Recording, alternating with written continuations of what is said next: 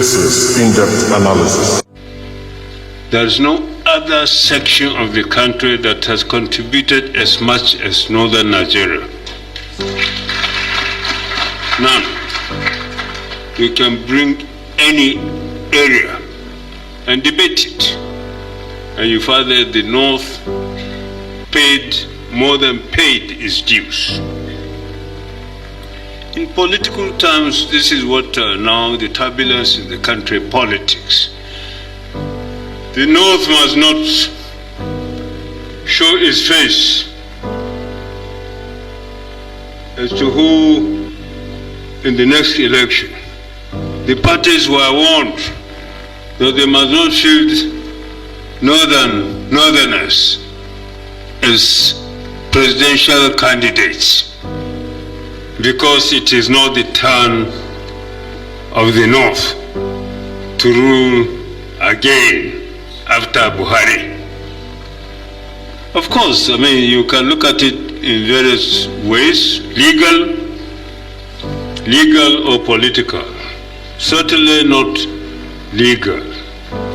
Our law books are very clear, the Constitution is very clear that I can stand the election 20 times and I can lose 20 times. But nothing should stop me from contesting election if I want to. But then, when you look at it in terms of, well, do me, I do you. Rub my back and I rub yours. The North has rubbed more backs than its back being rubbed. Obasanjo couldn't get 10,000 votes in front of his house. I sat with him when he declared, and I told the journalists that spoke to him rudely most of the time, I said he would be president in Nigeria by the votes of northern Nigeria, and he did. Even there, well, we got paid back somehow.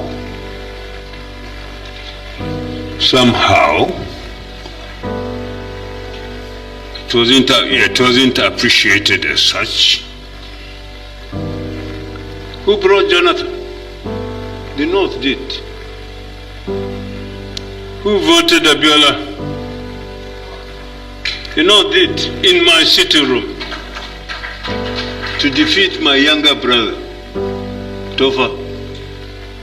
All these are sacrifices being made by Northerners. And even if you are talking about the years in power from 1999 to date, Obasanjo 8 years, Jonathan 6, 14, Umar 2, and now Buhari 8, 10. So I've been old even in the pure number of years, 4 years. 4 years, even on those terms. But the issue shouldn't have been we are not qualified to contest. We have no right to contest. Certainly, this is the reason why we are saying now that the issue in Nigerian political environment must be based on democratic tenets only. There will be no issue of reserving anything for anybody. If you win an election, you win on the basis of this thumbprint. If you win, we'll accept. But if we win, there's no way you can deny us victory. No way. We will not accept that at all, and we'll be ready. So this is the point. Now, we are almost at the point when these elections will hold. And we have been in constant touch with our colleagues. We had, the Northern Elders Forum had remained committed to talk to other Nigerians on any matter at any time. And if there are differences, we should resolve it on the basis of discussion. But for us to be beginning to see threats that if this happens and we don't like it, we'll do something negative. So we are warning that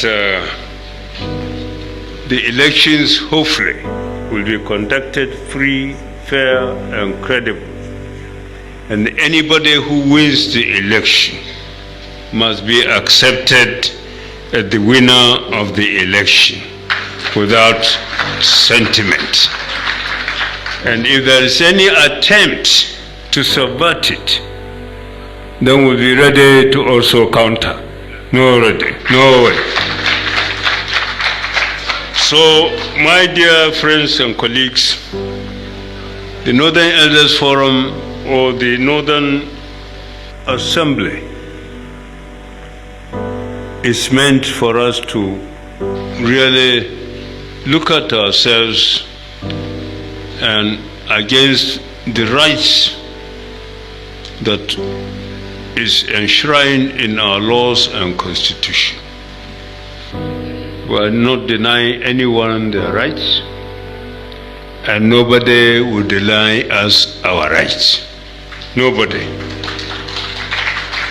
And those who are thinking along those lines, they should go and think again, because we shall not accept a situation where there is a fair, democratically conducted election and the winner emerges and will be denied on the basis that he comes from some section of this country, particularly our own section of the country, will not agree. So, Mr. Chairman, I'm sorry for my usual failure in this kind of gathering when I'm given an opportunity to talk.